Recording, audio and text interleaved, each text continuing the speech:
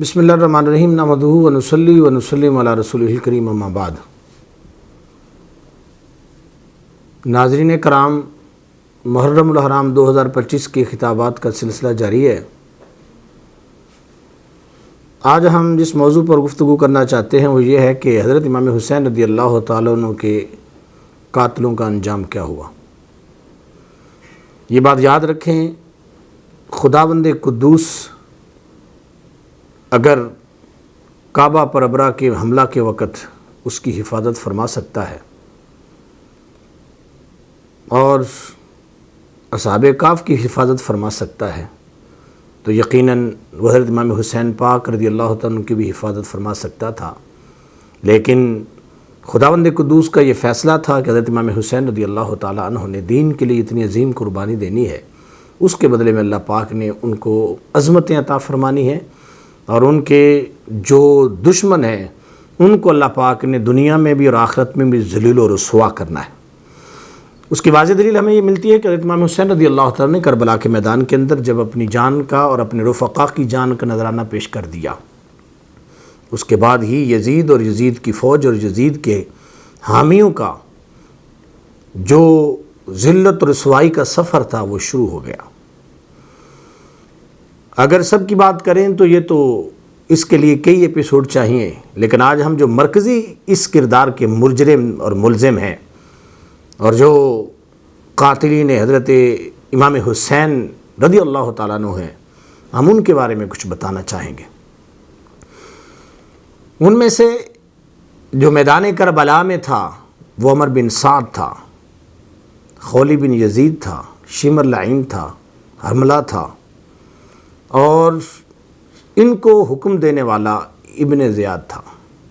اور وہ ابن زیاد کو جہاں سے انسٹرکشن ملی وہ یزید تھا، تو یزید بھی برباد ہو گیا۔ جس حکومت کے لیے اس نے اتنی تگ و دو کی وہ صرف چند دن اور چند مہینے چل سکی، بعد میں ختم ہو گئی۔ حضرت امام حسین رضی اللہ تعالیٰ عنہ کے جو دیگر یہ قاتلین حضرت امام حسین ہیں رضی اللہ تعالیٰ عنہ، ان میں عمر بن سعد روپوش ہو گیا۔ اس کے بیٹے کو لایا گیا اور پوچھا گیا کہ وہ کدھر ہے، تو اس کا بیٹا کہنے لگا کہ میرا باپ تو گوشہ نشین ہو گیا ہے۔ تو مختار ثقفی کہنے لگا کہ تمہیں پتہ ہے کہ وہ تمہارے باپ نے حضرت امام حسین رضی اللہ عنہ کو قتل کیا ہے، تو جب اس قتل کا وقت تھا اس وقت کیوں نہیں وہ گوشہ نشین ہوا؟ اسے ڈھونڈ کر لایا گیا اور ابن سعد کے سامنے اس کے بیٹے کو قتل کیا گیا، اور پھر سے پوچھا گیا بتا کیا درد ہوتا ہے جب بیٹا سامنے قتل ہوتا ہے، اور پھر ساتھ اس بدبخت کو بھی مختار ثقفی کے دربار کے اندر قتل کر کے اس کا سر مدینہ میں حضرت محمد بن حنفیہ کو بھیج دیا گیا۔ اس کے بعد ابن زیاد ہے، یہ تو ترمذی کے اندر بھی موجود ہے، حدیث کی کتاب کے اندر موجود ہے کہ ابن زیاد کو قتل کیا گیا، اس کا سر مختار ثقفی کے دربار میں لایا گیا، اور پھر اس کے سر کو جب وہاں پہ رکھا گیا تو ترمذی کے اندر موجود ہے کہ ایک سانپ آیا اور وہ سانپ اس کے نتنوں کی طرف سے داخل ہوا، اس کے منہ کی طرف سے نکلا، اس طریقے سے بار بار وہ سانپ اس کی ناک میں اور اس کے منہ میں داخل ہوتا رہا۔ اس بات کا اعلان تھا کہ یہ وہ بدبخت ہے جس نے حضرت امام حسین رضی اللہ تعالی عنہ کو قتل بھی کروایا اور پھر سر مبارک کی بے حرمتی بھی کی، کہ جب اس نے سر مبارک میں چھڑیاں ماری تو اللہ پاک نے دنیا کے اندر ہی ابن زیاد کو انجام دکھا دیا، وہ ذلیل و رسوا ہوا، اور قتل ہونے کے بعد بھی اس کے سر کو بھی اس طریقے سے دنیا کے سامنے واضح کیا گیا۔ وہاں جتنے لوگ بیٹھے تھے سارے استغفر اللہ پڑھ رہے تھے کہ یہ کیسا بدبخت ہے جس نے حضرت امام حسین رضی اللہ تعالیٰ عنہ کو شہید کروایا۔ شمر لعین، اس کو تلاش کیا گیا، تاریخ طبری کے اندر یہ موجود ہے، اور اس کو قتل کرنے کے بعد اس کے اوپر گھوڑے دوڑائے گئے، اور پھر اس کی جو لاش تھی اس سے اس کے سر کو جدا کر کے اسے بھی پھر مدینہ شریف کے اندر حضرت محمد بن حنفیہ کے پاس بھیجا گیا، اور اس کو تو جلا دیا گیا وہاں پر۔ اس طریقے سے مسلمان اتنے غصے میں تھے کہ آگ میں اس کو ڈال دیا گیا۔ ناظرین کرام، اس میں جو مرکزی کردار ہے وہ تو یزید کا ہے۔ یزید کو کلین چٹ دینے والے لوگوں سے میں یہ کہتا ہوں ذرا اس کی ہلاکت کے بارے میں پڑھ کے دیکھ لیں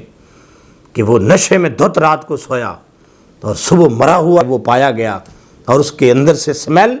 اور بدبو آ رہی تھی، اور اس کی لاش بھی بالکل جو ہے بدل چکی تھی، مسخ ہو چکی تھی۔ وہ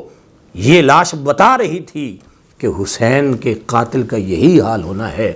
یہ تو یزید بدبخت کی ہلاکت اس انداز سے ہوئی ہے کہ اس کو رات کے وقت پتہ ہی نہیں چلا، اچانک جو ہے وہ ایسی موت مرا ہے کہ لوگوں نے اس کی لاش کو دیکھا کہ بدبودار لاش تھی۔ یہ امام حسین رضی اللہ تعالیٰ عنہ کے قتل کا انجام تھا جو اس نے کروایا، اللہ پاک نے دنیا کے اندر ذلیل و رسوا کر دیا۔ خولی بن یزید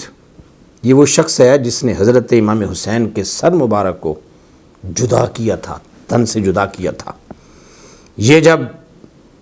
البدایہ و النہایہ میں، تبری کے اندر، سوانح کربلا کے اندر، الکامل کے اندر، سب کے اندر یہ موجود ہے کہ ایک تو اس کو مختار سقفی کے دربار میں لایا گیا، پہلے اس کے ہاتھوں کو کاٹا گیا، پاؤں کو کاٹا گیا، اور پھر اس کو سولی پہ چڑھایا گیا۔ یہ وہ بدبخت ہے جس نے حضرت امام حسین پاک کے سر مبارک کو تن سے جدا کیا تھا۔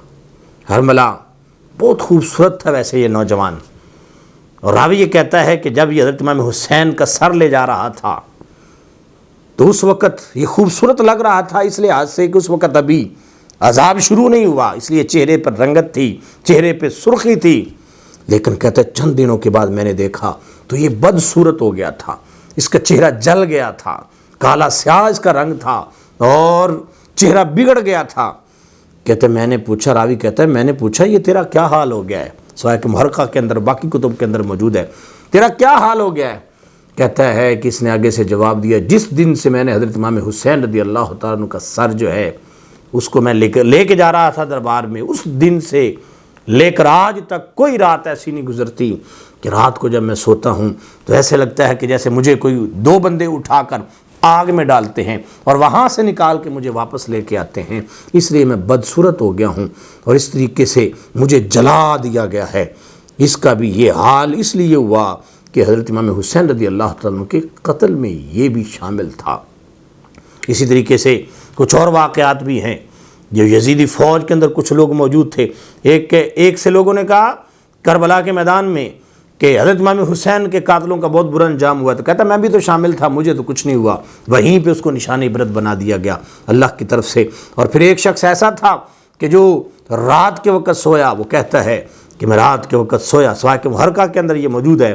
کہ وہ یزیدی فوج میں وہ بھی تھا، رات کے وقت سویا، خواب کے اندر میرے مصطفیٰ کریم تشریف لائے اور سرکار نے اسے پکڑ کے گھسیٹا اور گھسیٹ کے وہاں لے گئے جہاں پہ امام حسین رضی اللہ عنہ کا سر پڑا تھا۔ آپ نے فرمایا یہ میرے نواسے کا خون ہے جسے تم نے بہایا ہے۔ اور پھر خواب کے اندر ہی کہتا ہے میں دیکھتا ہوں کہ ایک لوہے کی سلاخ کو لے کر اسے گرم کر کے میری آنکھوں میں ڈالا گیا، اور جب وہ صبح کے وقت اٹھا تو آنکھوں سے اندھا تھا۔ تو یہ یزید کے جتنے بھی ہواری تھے جنہوں نے حضرت امام حسین رضی اللہ عنہ کو شہید کیا تھا، ان لوگوں کا انجام دنیا کے اندر ہی لوگوں نے دیکھا، اور پھر اس انداز سے یہ واضح کیا گیا کہ امام حسین رضی اللہ تعالیٰ عنہ مقبول بارگاہ خدا بندی ہیں، اللہ پاک نے ان کا انتقام لیا۔ ہاں یہاں پر ایک بات لازمی ضرور سمجھنی چاہیے جس کو ہم کل کے ایپیسوڈ میں بیان کریں گے کہ بدلہ لینے والا مختار سقفی ہے۔ اب کے لوگ یہ کہتے ہیں دیکھو جی مختار نے بہت اچھا کام کیا اور وہ بہت اچھا آدمی تھا، کام اچھا تھا، خود اچھا نہیں تھا۔ اس کو ہم کل واضح کریں گے۔ اللہ تعالیٰ کی بارگاہ میں دعا ہے اللہ تعالیٰ ہمیں قرآن و سنت کو سمجھنے کی اور حق کو سمجھنے کی توفیق عطا فرمائے۔ وما علیہ الا البلاغ المبین۔